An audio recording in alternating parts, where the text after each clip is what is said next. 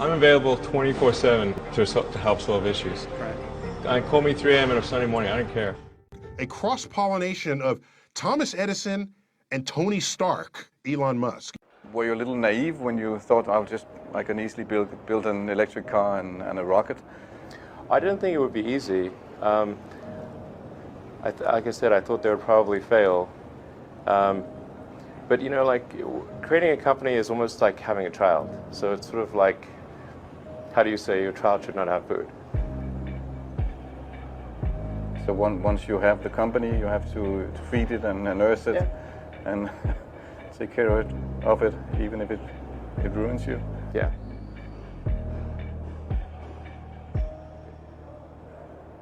But suppose there were some tough times in 2008, end of 2008.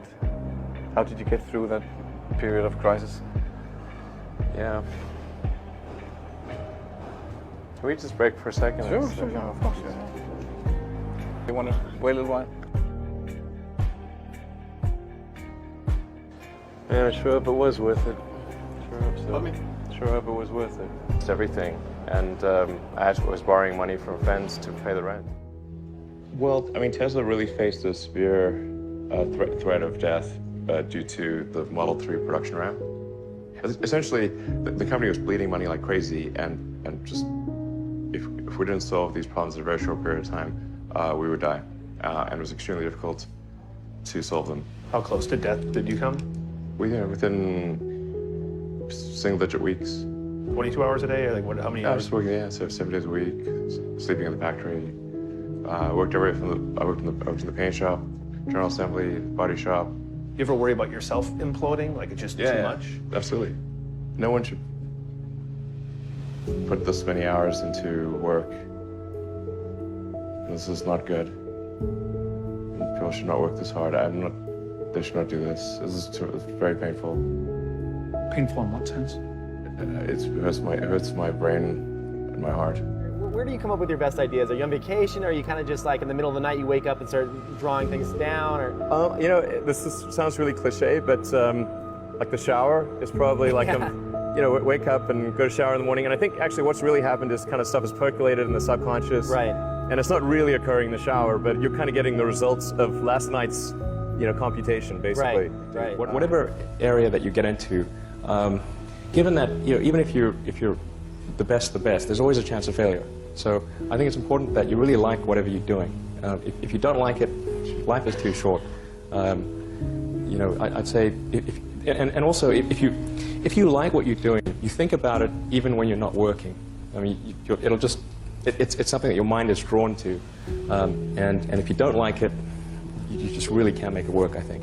When you had that third failure in a row, did you think, I need to pack this in? Never. Why not? I don't ever give up. I mean, I'd have to be dead or completely incapacitated. Starting a business, I'd say, number one is have a high pain threshold. That's it. There's a friend of mine who's got a good saying, which is that starting a company is like eating glass and staring into the abyss. Okay, that's generally what happens, because when you first start a company, there's lots of optimism and things are great, and then so happiness at first is high. Then you encounter all sorts of issues, and happiness will steadily decline, and then you'll go through a whole world of hurt. And then eventually, if you succeed, and in most cases you will not succeed, and Tesla almost didn't succeed, came very close to failure. Then if you succeed, then after a long time you will finally get back to happiness. I think too is you've got to make sure that whatever you're doing is a great product or service. It has to be really great. And I go back to what I was saying earlier, where if you're a new company, I mean, unless it's like some new industry or new market that, if it's an untapped market, or then you have more ability to, the standard is lower for your product or service. But if you're entering anything where there's an existing marketplace against large entrenched competitors, then your product or service needs to be much better than theirs. It can't be a little bit better, because then you put yourself in the shoes of the consumer and they say, why would you buy it as a consumer? You're always going to buy the trusted brand unless there's a big difference. So a lot of times, entrepreneur will come up with something which is only slightly better. And it can't just be slightly better. It's got to be a lot better. Number 3, I'd say, is constantly seek criticism.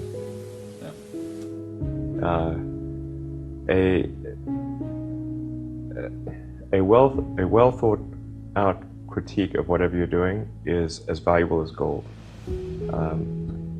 And you should seek that from everyone you can, but particularly your friends.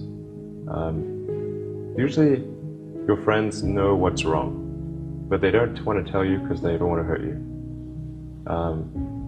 So lift you up, sort of. yeah. So they'll say, oh, I wouldn't encourage my friend, so I'm not going to tell him what I think is wrong with this product. Yeah. It doesn't mean your friends are right, but very often they are right. And you at least want to listen very carefully to what they say. And to everyone, if you're looking for, basically, you should take the approach that you're wrong. That you, the entrepreneur, are wrong. Your goal is to be less wrong.